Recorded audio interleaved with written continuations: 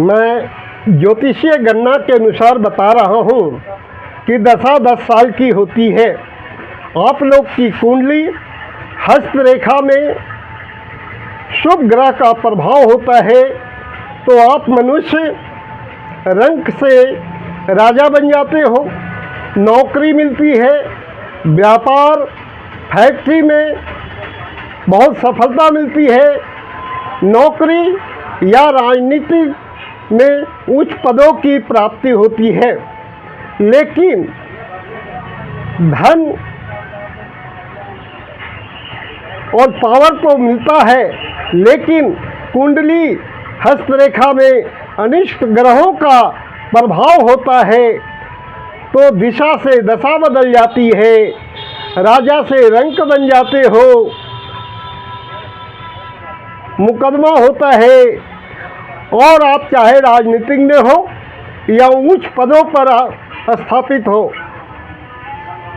आपको उच्च पदों से मुक्त होना पड़ता है और व्यापार फैक्ट्री में नुकसान होता है। तो दशा 10 साल की होती है। 10 साल में आपने जो किया, लेकिन जब शुभ ग्रहों का प्रभाव रहा तो आपने जीवन में सफलता पाई, लेकिन जब अनिष्ट ग्रहों का प्रभाव शुरू हो गया तो आपके जीवन में असफलता ही असफलता मिलती है। और कुंडली और हस्तरेखा आपको 1 साल पूर्व से बताना शुरू कर देती है कि आपको जीवन में अनिष्ट होने वाला है।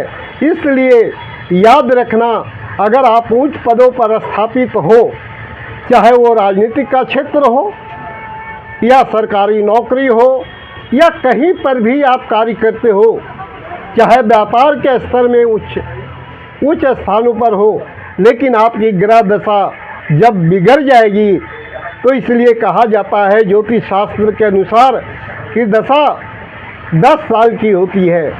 इसलिए जब दशा खराब हो जाती है, यानी कुंडली में अनिष्ट ग्रहों का प्रभाव शुरू हो जाता है, तो आप कितना रुपया भी खर्च कर लो, लेकिन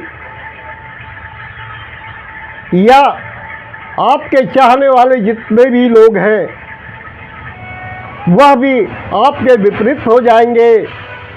और आप उच्च पदों पर जब आसीन थे तब आपके चाहने वाले बहुत से लोग थे, क्योंकि जिस समय शुभ योग था। लेकिन जब कुंडली में दशा 10 साल की हो गई तो आपके प्रभाव के कारण विपरीत परिस्थिति में आपके चाहने वाले भी आपके साथ नहीं रहेंगे और आपको असफलता ही असफलता मिलेगी। और चाहे वो राजनीतिक के क्षेत्र में बहुत ही उच्च पदों पर आसीन क्यों न हो, आपको पद से मुक्त होना ही पड़ेगा। चाहे वह व्यापार का क्षेत्र हो या आप सरकारी नौकरी में हो या किसी क्षेत्र में हो, आपको वहाँ पर भी नुकसान होगा, असफलता मिलेगी। इसलिए कहना चाहता हूँ कि जब इस तरह की परिस्थिति आ जाए तो आप माँ बांग्लामुखी का अनुष्ठान कराकर आप अपने जीवन में सफलता पा सकते हैं। धन्यवाद।